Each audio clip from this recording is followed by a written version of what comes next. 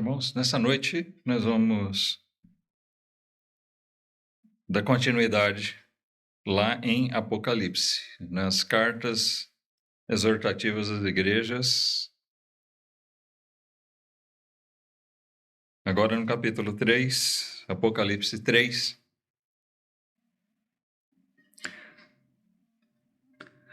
Palavra de Deus a ser lida para nós meditarmos nessa noite. Vamos ler.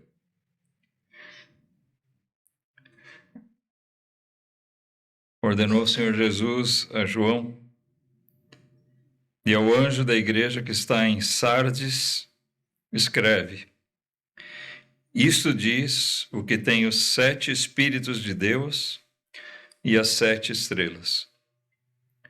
Conheço as tuas obras, que tens nome de que vives e estás morto.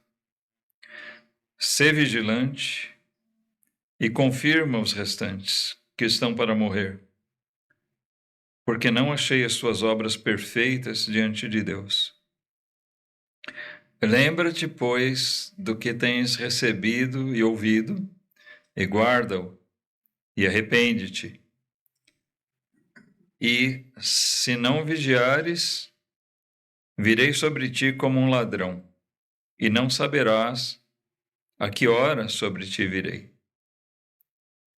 Mas também tens em Sardes algumas poucas pessoas que não contaminaram suas vestes, e comigo andarão vestidas de branco, porquanto são dignas disso. O que vencer será vestido de vestes brancas, e de maneira nenhuma riscarei o seu nome do livro da vida. E confessarei o seu nome diante de meu Pai e diante dos seus anjos. Quem tem ouvidos, ouça o que o Espírito diz às igrejas. Vamos orar mais uma vez. Te agradecemos, Pai, pela tua palavra que nos é dada para a nossa instrução. Que nessa noite, Senhor, possamos mais uma vez colher dela uma porção preciosa, conforme o teu propósito para a vida de cada um de nós. Mais especificamente, Pai, como vemos o direcionamento desse texto, para a exortação da tua igreja, possamos ser, assim, relembrados dos nossos compromissos diante de ti, ó Senhor. Possa haver no nosso meio, em cada dia, um maior temor, um maior desejo de observar a tua palavra e de assim vivermos como uma igreja de Cristo, de vivermos aqui para o teu serviço, ó Pai. Essas coisas nós te clamamos, pedindo que o Senhor nos guie durante a nossa meditação, que tudo aqui possa ser falado conforme a tua vontade, Senhor. Não permita que nós venhamos a falar coisas fora contrárias à tua vontade, que possam ser de tropeço, mas sim palavras conforme o teu querer, Senhor, para nossa edificação mútua. Assim nós suplicamos, em nome do Senhor Jesus, nosso Salvador. Amém. Bom, irmãos, a gente tem meditado aqui, ultimamente, nessas cartas às 7 igrejas da Ásia. Elas têm muito ensinamento para nós. Nós vimos situações diferentes e aqui nós vamos vendo uma situação mais grave, mais delicada do que em outras igrejas, né? Éfeso, o Senhor Jesus elogiou tanto aquela igreja pelas obras. Eu conheço a tua fidelidade, tua obra, teu sacrifício, que você tem sido fiel, mas você deixou o primeiro amor. Depois vem Esmirna, uma igreja sofredora. E assim nós vimos uma igreja que se considerava rica, mas estava sendo pobre para com o Senhor. Agora aqui nós vemos uma situação mais dura. Como eu tenho dito aos irmãos, isso aqui não é um estudo, né, onde nós vamos pegar ponto a ponto, versículo a versículo. Nosso propósito aqui é pegar o ponto central de cada uma dessas cartas. O que quais são as grandes exortações, as principais exortações contidas nessas cartas para nós, para as igrejas. E aqui, de fato, a gente se depara com aquela igreja que me parece muito semelhante ao estado de muitas nos nossos dias. Uma igreja para quem Jesus teve que dizer palavras mais pesadas do que para as anteriores até. Porque ele diz: vocês têm nome de que vivem, mas vocês estão mortos. Isso não é pouca coisa. Isso reflete o estado de muitas igrejas. Têm aparência de vivas, mas estão de verdade mortas.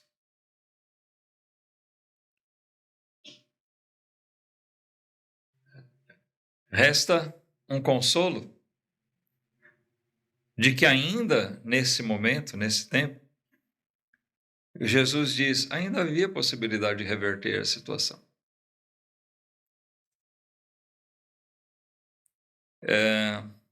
Ela não estava morta no sentido de que não existia mais. Nós vamos ver em que sentido é esse. Porque Jesus ameaça essas igrejas, cada uma delas. Olha, se você não se arrepender, eu vou exercer o meu juízo sobre vocês. Então, arrependa-se.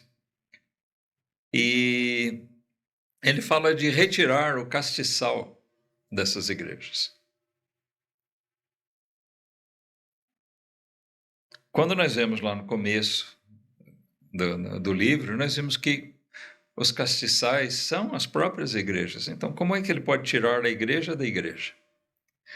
Bom, o que se entende disso é que Jesus está ameaçando essas igrejas de destituí-las da condição de ser uma igreja verdadeira. Quando isso acontece, de fato, a morte dessa igreja está decretada. Não há mais solução para ela. É irreversível. Mas aqui Jesus fala que eles tinham um nome de que viviam, mas estavam mortos. Mas ainda tem chance de não perder o seu castiçal. Em que sentido é isso? Nós vamos ver o que acontecia com essa igreja. Até porque eles não estavam totalmente mortos, pelo fato de que nós lemos que havia ali alguns sinceros, alguns crentes tementes, obedientes a Deus. No versículo 4 ele diz, mas também tens em Sardes algumas poucas pessoas que não contaminaram suas vestes e comigo andarão vestidas de branco, porquanto são dignas disso.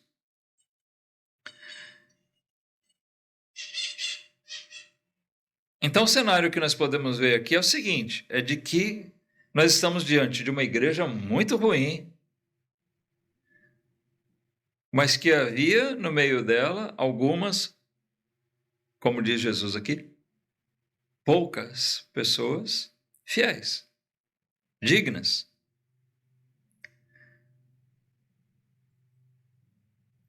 Nós temos ouvido falar de muitas situações assim,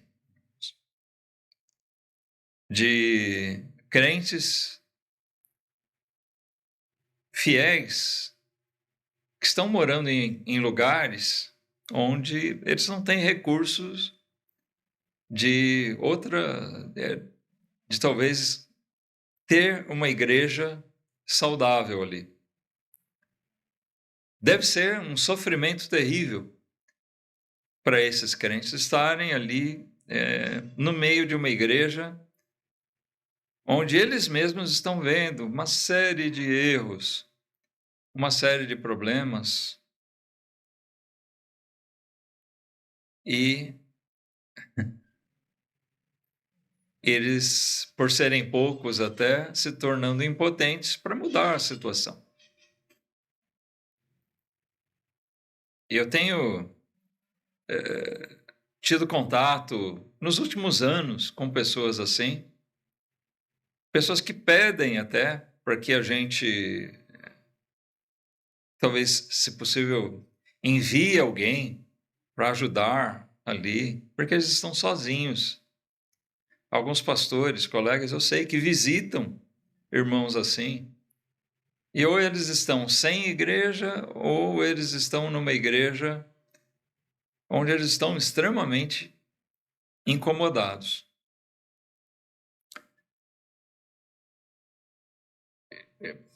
Irmãos fiéis que estão em uma igreja semelhante à igreja de Sardes.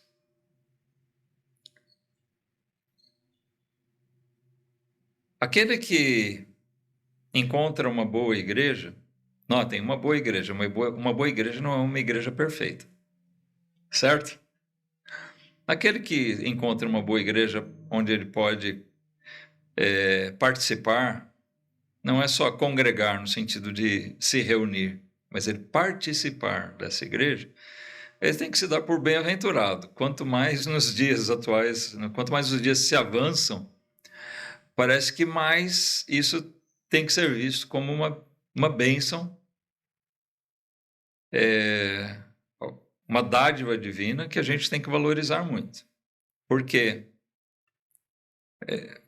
a gente vê que existe uma tendência de um desvirtuamento, e nós vamos falar um pouquinho sobre isso, que gera que essas igrejas estejam como a de Sardes.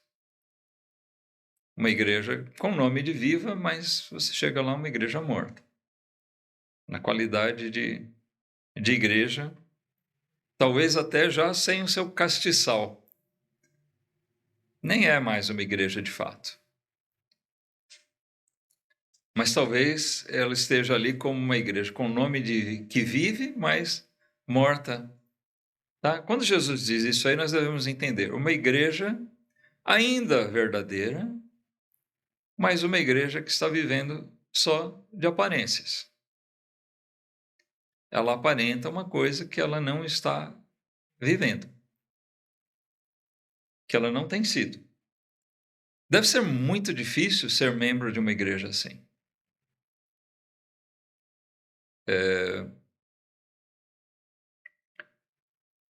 Nós temos muitas imperfeições. Vamos trazer para nós, né? A nossa igrejinha aqui, pequena, humilde, tem muitas limitações. Temos muitas fraquezas. Mas eu acredito que, pelo menos até aqui, nós não podemos ser enquadrados nessa condição da igreja de Sardes. Não podemos ser equiparados a ela. Mas nós precisamos tomar cuidado para que isso não ocorra nunca. Amém? Olha, todas essas exortações aqui, deixar o primeiro amor, tolerar o erro, são coisas que a gente tem que fugir, tem que evitar, cuidar. E esse cuidado é de cada um. Nós temos que estar orando, sendo vigilantes. O pastor tem que ser vigilante, Sim. Mas cada um de nós tem esse dever. Sermos vigilantes com os perigos que rondam e sermos vigilantes conosco mesmo, porque coisa terrível é que os problemas, os desvirtuamentos de uma igreja, o esfriamento dela, entrem. Mas o pior é se isso entrar por mim, né, por você. Nós temos que estar atentos para que não sejamos nós, nunca, agentes causadores dessas coisas. Essa igreja tinha, como diz aqui, essa expressão é muito forte, e esse é o ponto central da carta à igreja de Sardes. Ela tinha nome de que vivia, mas Jesus diz, mas estás morto. Que palavra pesada. Uma igreja que vivia de aparências. Nós vimos na igreja anterior que ela tinha muitas obras, né? Na igreja aqui de Tiatira, ela até nós usamos, né? Nós focamos nisso, uma igreja que no versículo 19 Jesus disse a ela: eu conheço as tuas obras e amor e serviço e fé e a tua paciência. Olha, então Jesus diz: eu conheço as tuas obras. A igreja de Tiatira tinha amor, serviço, trabalho, fé, paciência, né, perseverança. E até ela é elogiada pelo fato de que as suas últimas obras são mais do que as primeiras, ou seja, ela tinha muita atividade. Mas isso não quer dizer que ela não tivesse problemas sérios, e eles são repreendidos por problemas sérios. Poucas coisas, diz o versículo 20. Mas como a gente disse, o pouco não quer dizer que não tenha importância. Mas o que eu quero destacar, e por isso estou voltando aqui a uma igreja anterior, é que quando ele diz, eu conheço as tuas obras, aqui para Tiatira, no versículo 19, ele menciona obras. Observaram isso? Agora, quando nós lemos aqui a igreja de Sardes, ele diz, eu conheço as tuas obras. Que obras? Tem amor? Tem fé? Tem paciência? Tem serviço? Tem o que ele diz para outros, olha, vocês resistem os falsos apóstolos, os falsos profetas, a doutrina de Balaão, vocês rejeitam. Não, não tem nada. Parece que essa igreja não tinha nada para apresentar. Quando Jesus diz, eu conheço as tuas obras, a princípio nós podemos pensar, bom, se ele diz que conhece as obras deles, então eles fazem alguma coisa. Mas nada é mencionado, nada. Se é que eles faziam alguma coisa, isso era vazio, não tinha valor algum para o Senhor. Jesus fala a respeito dos falsos profetas.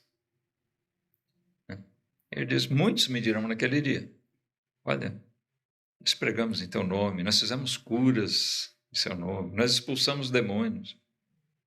E Jesus mesmo disse, e eu vou dizer para eles, apartai-vos de mim, nunca vos conheci. Vocês não têm parte comigo. Tudo que eles fizeram não foi para Jesus. Não foi por meio dele e nem para ele, para a glória dele. Aqui nós podemos dizer que existe uma situação parecida. Uma igreja que se fazia alguma coisa, Jesus nem menciona porque são coisas totalmente sem valor. As outras, apesar de terem problemas, eram igrejas que tinham suas virtudes. Aqui não aparece nada, irmãos. A única virtude que essa igreja tinha é que tinha alguns poucos ali fiéis. Alguns poucos. Mas a igreja, como um todo, era de verdade uma igreja morta. Nenhum elogio, nenhuma referência a nada que eles pudessem apresentar. Só aparência mesmo. Nome de que vive, mas está morto. Aparentavam ser alguma coisa, mas nada. Será que realmente eles não faziam absolutamente nada? Bom, eu imagino assim, que pelo menos eles deveriam se reunir, concordam? Se era uma igreja, devia haver culto. Eles deveriam se reunir. Nem isso é mencionado. Nem isso é louvado, nem isso é citado por Jesus.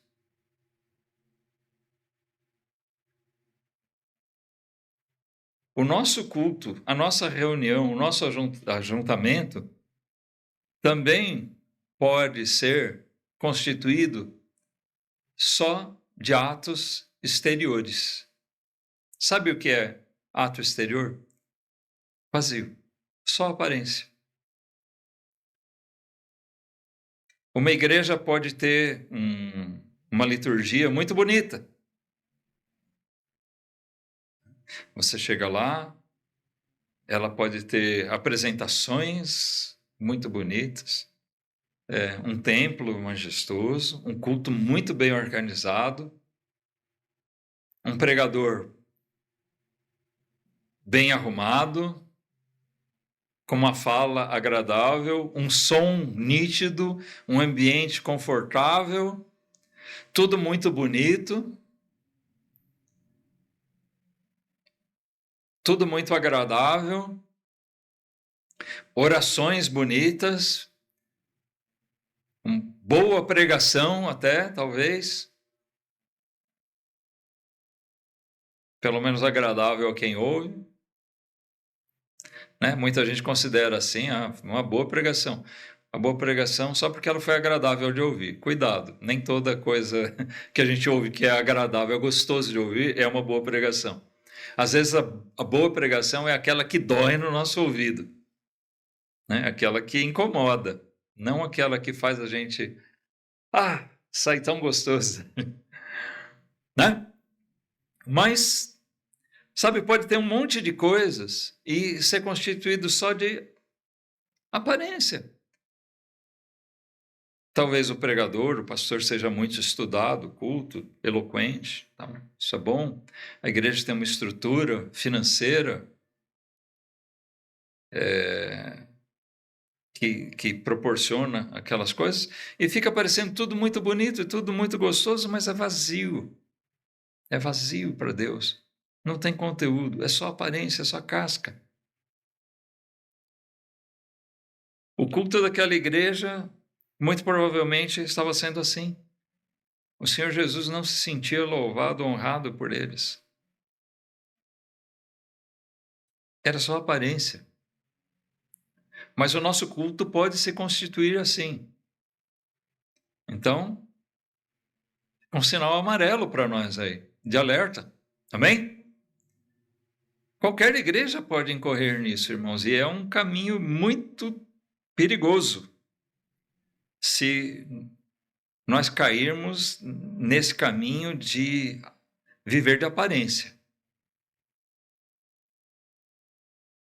Aparentar santidade, aparentar coisas que nós não sejamos de verdade. Sem temor, sem devoção verdadeiras. O que caracteriza uma igreja nessas condições? Uma igreja com aparência de viva, mas morta. Será que é aquele conceito pentecostal? Qual é o conceito pentecostal? Vocês sabem? Quando dizem, essa igreja é muito morta. Uma igreja morta é isso aqui, né? Naquele conceito. Paradinho, aquele culto, todo mundo quietinho, tudo muito ordeiro, né? Tem que ter o sapatinho de fogo lá. Tem que ter barulho, agito, né? O espírito tem que descer lá, tem que ter agitação. Alguns rejeitam um culto como esse, porque dizem, mas essa igreja é muito morta. Não é o fato da nossa liturgia que faz com que nós sejamos mortos.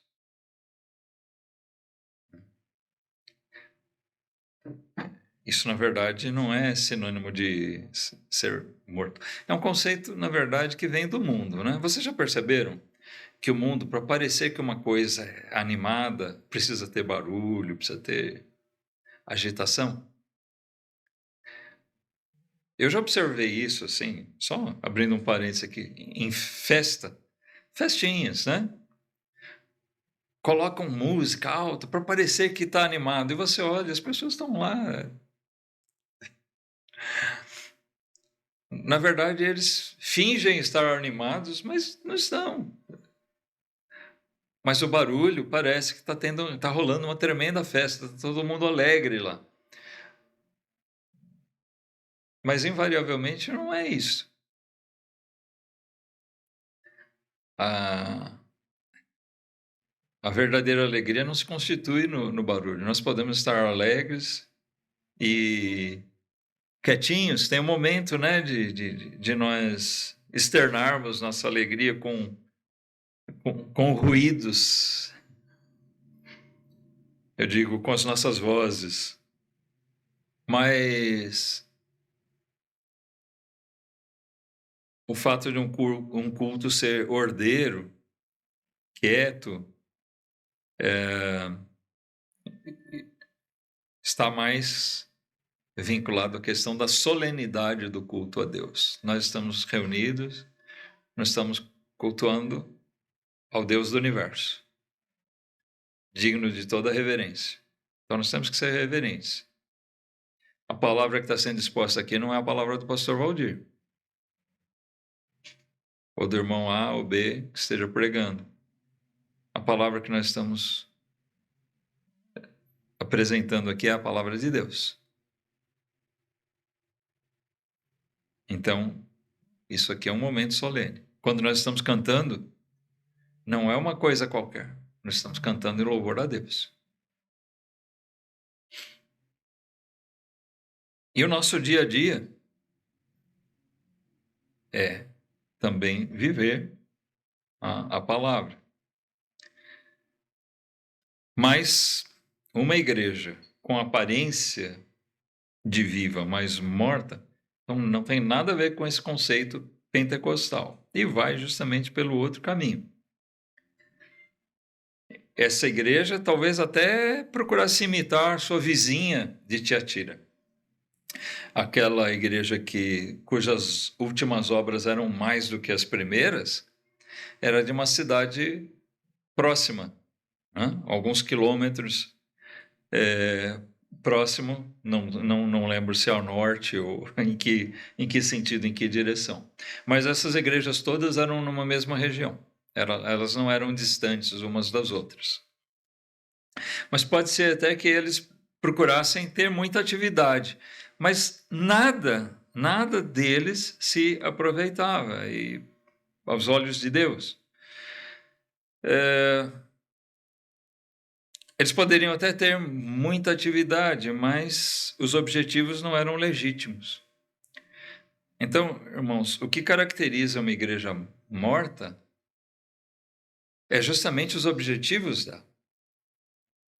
Se nós estivermos aqui com objetivos errados, isso não tem valor para Deus.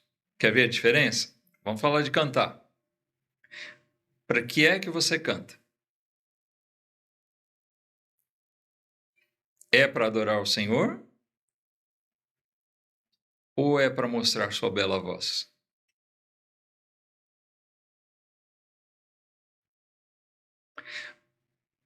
Uma coisa, até quando a gente se organiza, como nós temos o nosso conjuntinho, né, vocal aqui, o nosso coralzinho, a gente chama de um coral, é um mini coral, né? Mas por que a gente ensaia, a gente se prepara? Para cantar de uma maneira mais bonita. Qual é a intenção?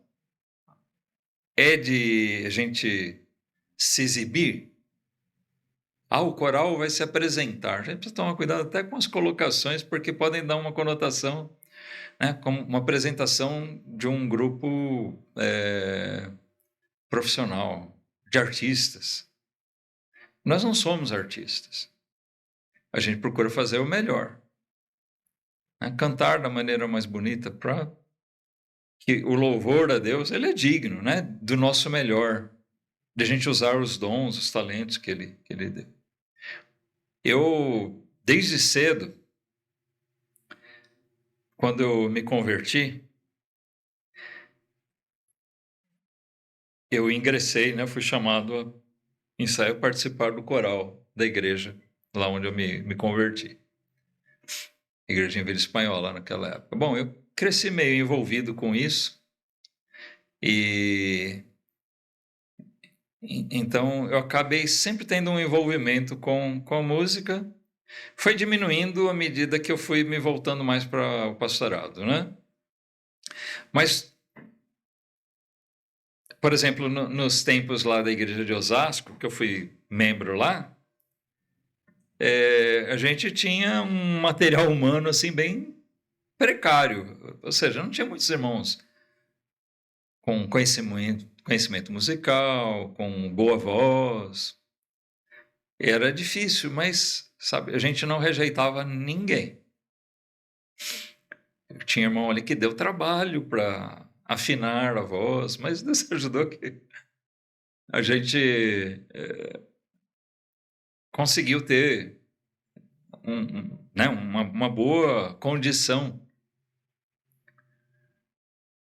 conseguir fazer uma coisa bonita dentro das nossas possibilidades. Tem igrejas que selecionam, não, olha, você não serve, descarta. Não, seu irmão quer cantar, ele se alegra por isso, ele quer cantar, quer louvar a Deus. Vem, nós vamos ensaiar, nós vamos insistir. Você pode ser ruim quanto for, não interessa. Né? Nós vamos fazer o melhor. Tem que ter dedicação. Um desses muito ruins, né? É capaz da gravação da pregação chegar a ele, mas ele sabe disso, não é? É meu cunhado. Mas eu via nele uma dedicação. A gente ia trabalhar junto durante a semana. Nós íamos no mesmo carro, eu e meus 2 cunhados. E quando a gente pegava um hino, a gente ia no caminho para serviço, ensaiando. Ia treinando o tenor dele. Ele queria pegar firme. E ele insistiu tanto que ficou bom. Ele sempre foi muito desafinado. Mas, sabe, eu via nele uma dedicação, um desejo de fazer isso. Não era para a glória dele, mas para a glória de Deus. E isso é o que vale. E mesmo se ele nunca tivesse ficado... ficou bom assim, padrão dele, né? Mas, mesmo que ele não tivesse tido nenhuma evolução, mas o desejo, a insistência dele, está valendo. Deus olha o nosso coração, o nosso desejo. Ele sabe das nossas limitações. Se eu tenho uma voz ruim,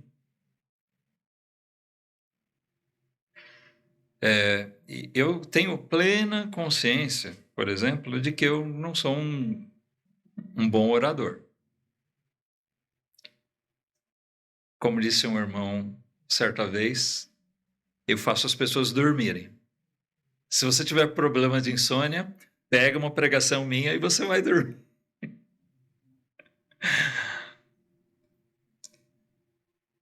Bom, talvez minha voz seja agradável.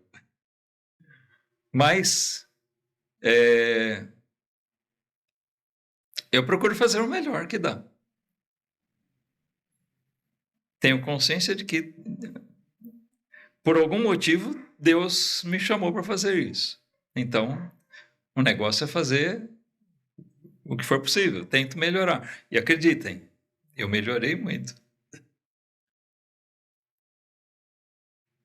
Imagina como era, né?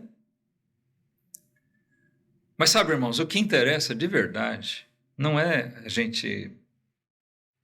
o que a gente aparenta para as pessoas. É o conteúdo real.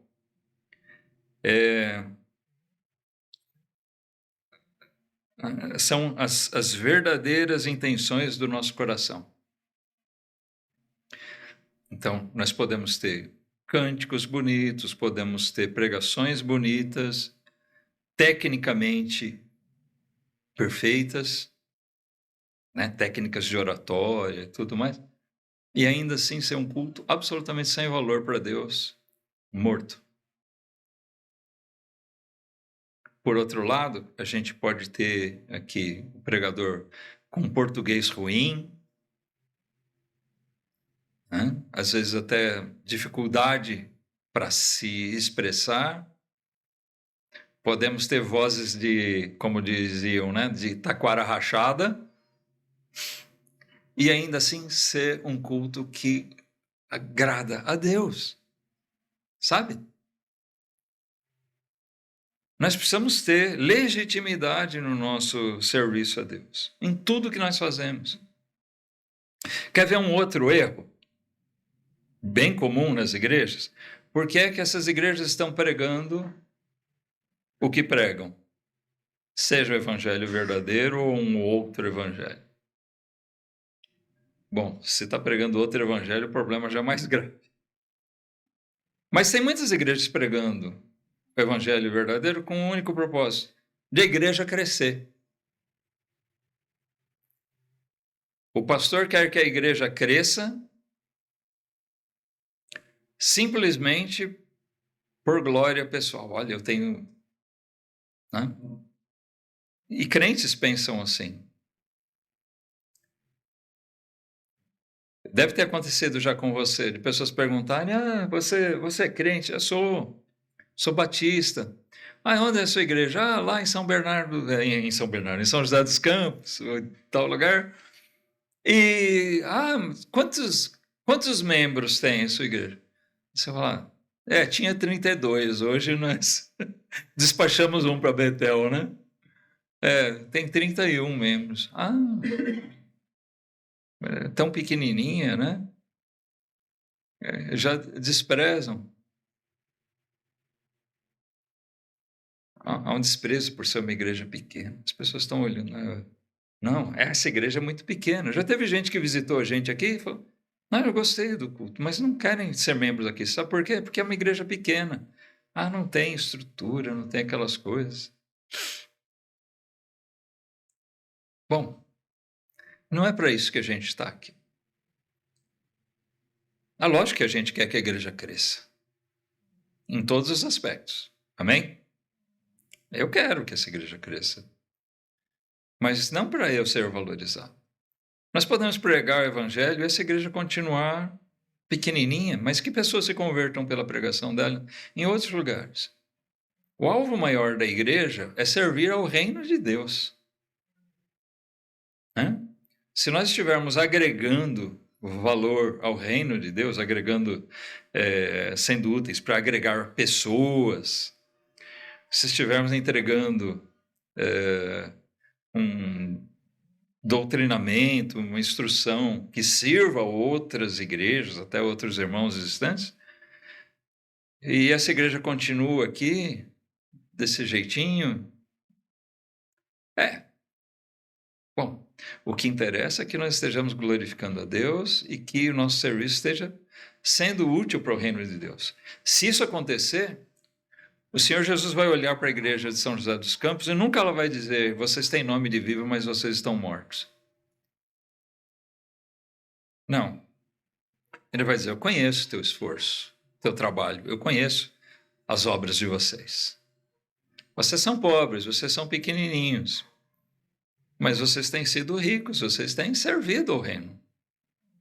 É isso que a gente quer ouvir, né? É isso que a gente quer de fato, que o Senhor, de alguma maneira, possa enxergar em nós uma igreja que não vive só de aparência, que ela verdadeiramente serve ao Senhor Jesus e ela contribui para o reino de Deus.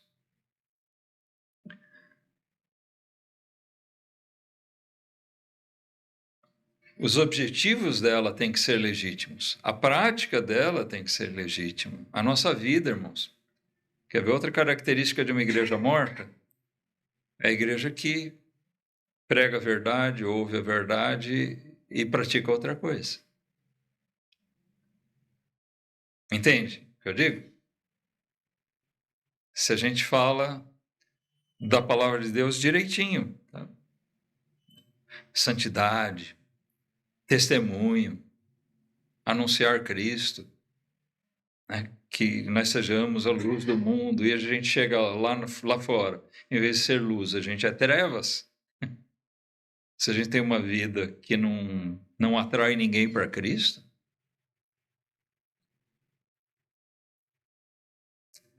então, peraí, cadê a santidade? Cadê aquela nossa representação? Cadê o bom perfume de Cristo em nós? Não se vê essas coisas. Uma igreja assim é uma igreja que está vivendo só de aparência. É uma igreja morta. Se ela não tiver essas coisas, se a prática dela não for condizente com o que ela prega. Igrejas morrem de verdade, infelizmente. A gente tem ouvido, né, tem sabido de igrejas que realmente, literalmente, têm morrido, têm deixado de existir.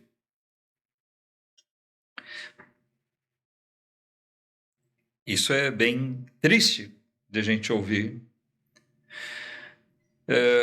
Mas tem igrejas também que são o que eu chamaria assim de múmias.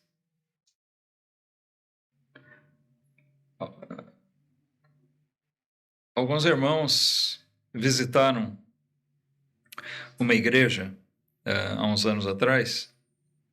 Nós verificamos uma igreja que é uma antepassada da nossa igreja. Ou seja, a nossa igreja foi gerada pela Igreja Batista Betel, lá em São Paulo. Né? A Igreja Batista Betel foi gerada por uma igreja lá dos Estados Unidos, que enviou missionário. E assim a gente foi verificando, encontrou uma igreja lá no passado, lá no começo da colonização norte-americana. Então, esses irmãos foram visitar aquela igreja. Está lá como uma igreja batista. Sabe o que tem lá? Nada. Tem um templo. Está lá. Aqui é a igreja batista. Mas tem igreja? Não. A igreja é composta de pessoas, né? Tem lá um templo histórico, porque é muito antigo. Tem seu valor para nós, um valor histórico, saber. Irmãos no passado se reuniram aqui, serviram a Deus, e daqui esses irmãos geraram outras igrejas que chegaram, né? O evangelho chegou a nós por meio deles. É legal de saber, mas sabe, não existe mais igreja ali. Só tem um corpo mumificado. Isso não é mais igreja. Mas tem igrejas que não deixaram nada, nem filhas, né? Não geraram absolutamente nada. E tem aquelas que estão mortas e estão aí. Parece que estão vivas, parece que são igrejas, mas não tem vida lá porque o objetivo é outro. É a glória pessoal, são objetivos pessoais. Muitas igrejas se tornaram verdadeiros clubes, né, de socialização entre as pessoas. Então, isso não tem valor. que mata uma igreja? Primeira coisa que a gente poderia destacar, que mata uma igreja, a infidelidade a Deus, a infidelidade e a falta de apego à palavra de Deus.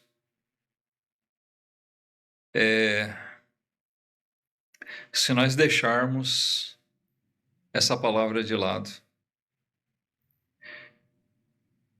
nós vamos caminhar para ser uma igreja morta, para morrer.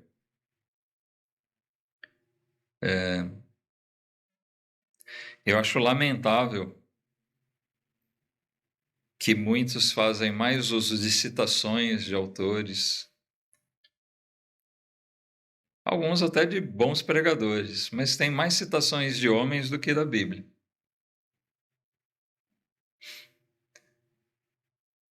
Alguns crentes, algumas igrejas que ressaltam mais como uma filosofia essas coisas, e que homens disseram, fulano falou tal coisa. Talvez ele tenha falado até a respeito da Bíblia, mas ele falou e nós exaltamos aquilo. É mais ou menos como a idolatria. Qual que é o problema da idolatria que Paulo relata, né? Eles adoraram mais a criatura do que o Criador. Então, você pode citar uma frase que um pregador Spurgeon, Whitefield, alguém falou de valor a respeito da Bíblia. Sabe, o que tem que ser exaltado é a verdade bíblica. A gente tem que se centrar nas verdades bíblicas, não nos homens. Não é Lutero, não são essas coisas, essas pessoas que realmente importam para nós. Não é mera tradição. Nós temos que ter fixação na palavra de Deus. Estamos fixados nela. Uma igreja que deixa a palavra de Deus de lado, ela vai morrer como igreja. Ela pode ter a aparência de que está viva. Tá? E preste atenção, que tem muitas igrejas que estão existindo assim.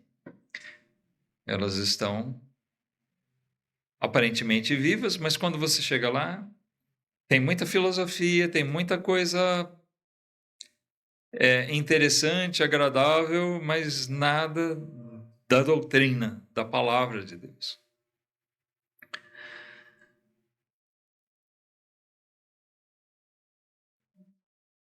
Nós, nas nossas falhas, como nós já dissemos, certamente nós vamos desviar de um ponto ou outro. Nós vamos errar, talvez por um tempo, em algumas coisas, mas nós não podemos errar naqueles pontos cruciais da fé. Nós não podemos errar nos desviando da fidelidade à palavra de Deus. Ah, mas isso não está mais funcionando. Não existe isso, irmãos. Não existe isso de a Bíblia não funcionar mais. O que nós estamos pregando hoje aqui, ninguém quer ouvir. Essa é a verdade. Qualquer besteira que as pessoas gravem aí e colocam na internet, mais pessoas vão ouvir do que alguém. Deixa eu ouvir o que. Ele está lendo a Bíblia e está explicando, está falando da Bíblia. Ninguém quer ouvir.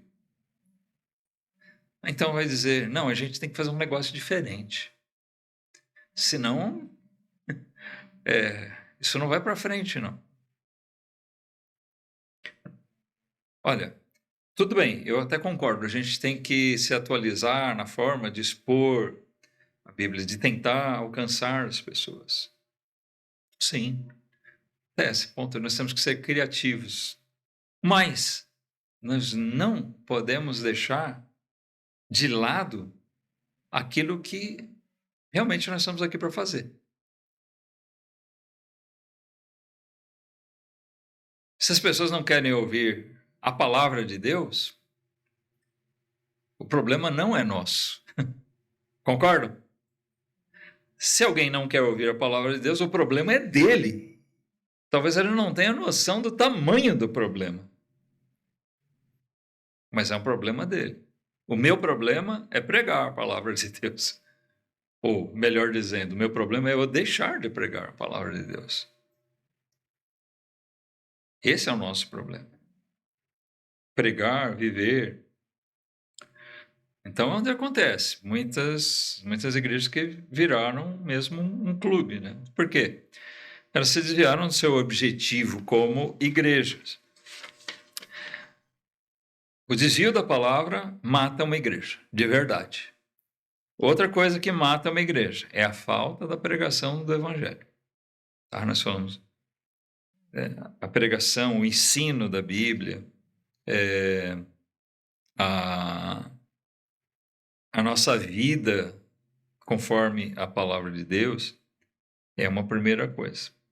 Agora, mata também a igreja, ou uma igreja, a falta da pregação do evangelho, a falta de visão evangelística, missionária. Porque uma igreja que não está produzindo, ela tende a morrer. Nós falamos, talvez a gente possa trabalhar e a igreja não crescer. O problema é a igreja não crescer porque a gente não prega.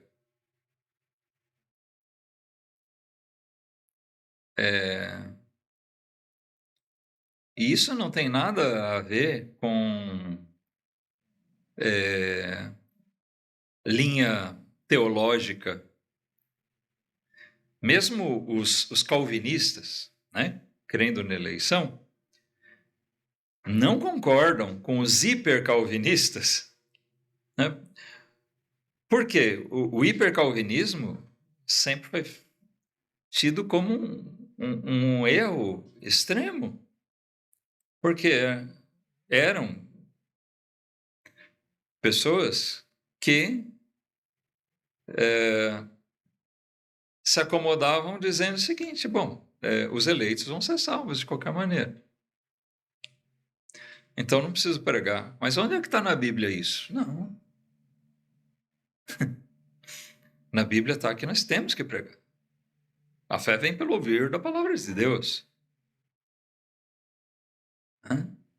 Então, mesmo crendo na soberania de Deus, na salvação, isso não exime a gente da responsabilidade de pregar.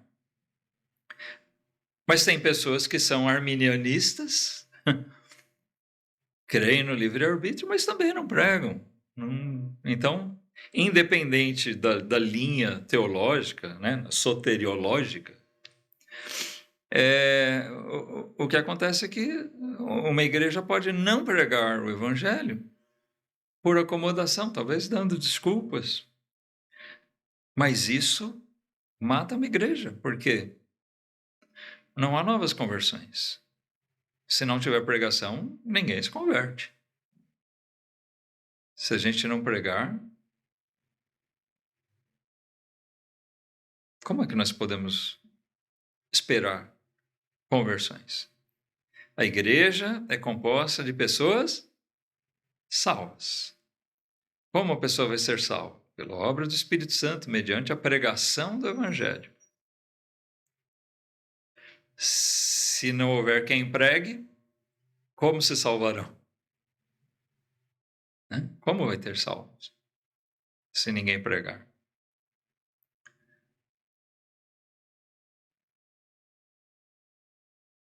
Essa é uma das funções essenciais da igreja, é a pregação do Evangelho. Uma igreja de Cristo tem como função anunciar Cristo. Um terceiro motivo que mata uma igreja é a frieza no amor. Então, uma coisa é com relação a pregar e viver a palavra de Deus, se fixar na fidelidade à palavra de Deus. Outra coisa é evangelizar, é anunciar, levar o evangelho a outras pessoas. E outra é no amor, no que diz respeito ao amor. E tem uma questão: o amor verdadeiro entre nós, ele é precedido pelo nosso amor a quem? A Deus. Se nós não amarmos a Deus, nós somos incapazes de amar verdadeiramente as pessoas, sejam nossos irmãos, seja o ímpio, né, o pecador perdido. O amor de Deus é necessariamente refletido no amor entre os irmãos. Quando a gente fala de amor, nós não estamos falando de mera socialização, festa. É bom quando a gente se reúne, nós nos alegramos, né, nas nossas tardes passadas aqui. A gente conversa, a gente brinca, né? A gente cansa, mas é tempo de festa, de alegria, e a gente se reúne em outras situações também. Isso é bom, mas, sabe, amor não é isso. Isso pode até fazer parte de quando existe amor entre nós, mas não se resume a isso.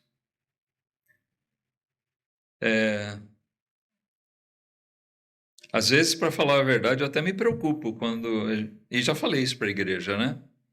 Se a gente fica muito só vivendo de festa. Não.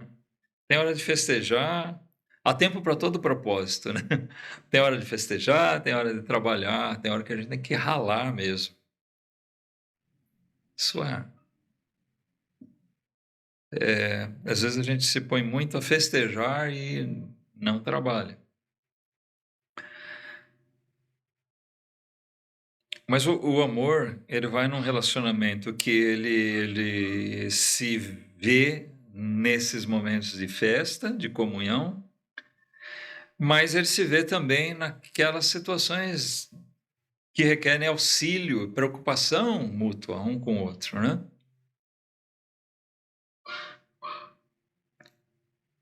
A ausência do amor vai deteriorando os relacionamentos. Então é onde começa ciúminho daqui, invejinha dali, intriguinha daqui. Quando a igreja começa a se perder no amor, nota, esfria no amor a Deus, isso vai gerar uma frieza no amor nosso como consequência. E isso começa a transparecer nessas coisas.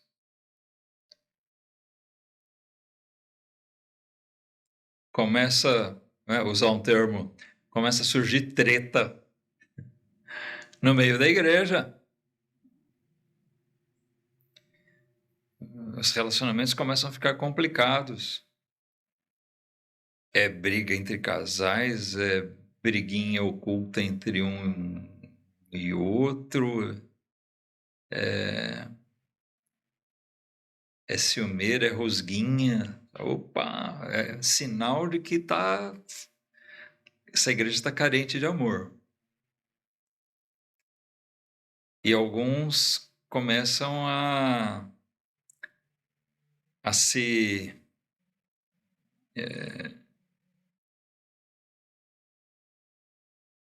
corroer por dentro com aquilo.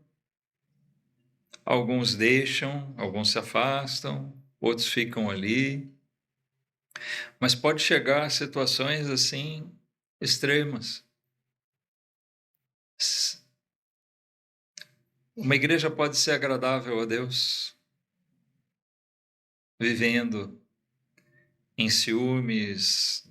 Paulo fala, ele repreende isso, né? Onde houver essas coisas, sabe? Não tem condição. A gente tem que deixar tudo isso de lado. O amor, quando a gente lê o capítulo 13 de Coríntios, a gente vê bem isso. A ausência daquele amor vai produzir uma série de males para uma igreja. E a ausência de amor mata.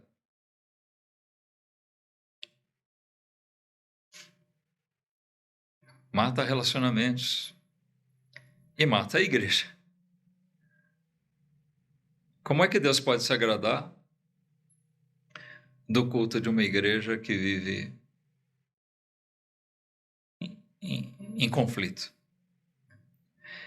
Olha, eu já fiquei sabendo de história de igreja que, sessão de negócios, membros chegar a sair a tapa. Literalmente.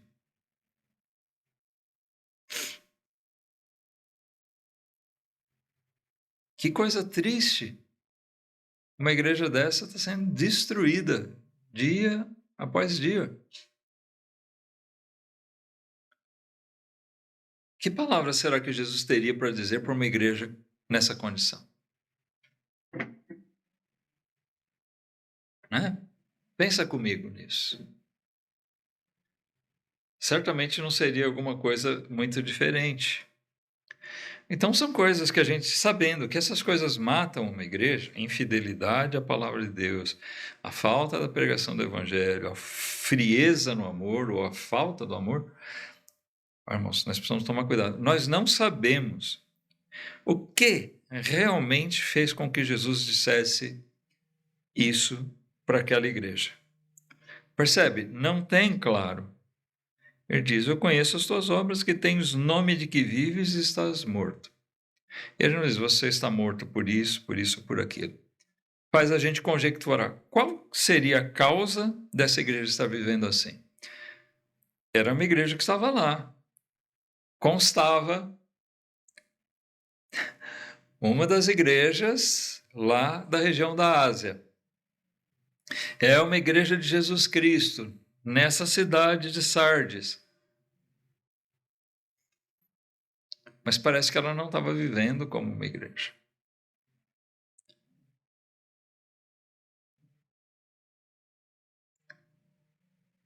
A gente só deve se compadecer deles. Mas o que importa realmente é a lição para nós nos dias de hoje.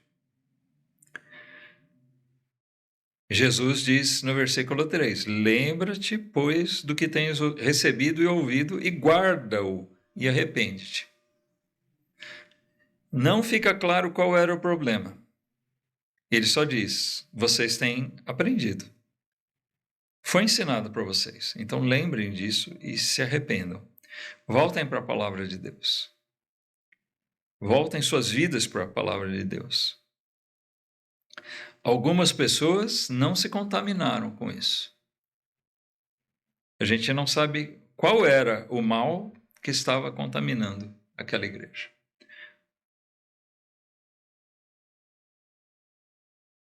Talvez alguma coisa de certo relacionada a um desses fatores. Ou talvez 2, ou talvez os 3. É bem possível que essas coisas vão se somando. A frieza no amor, a falta de pregação do evangelho, a falta de atenção para a palavra de Deus.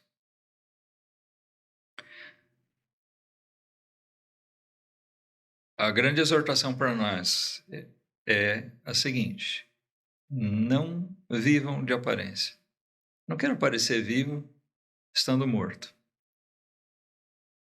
Se a gente estiver agindo assim, vivendo de aparências, corrija-se. Né? Como igreja e como crente, né? A palavra aqui serve para nós individualmente também. Corrija-se.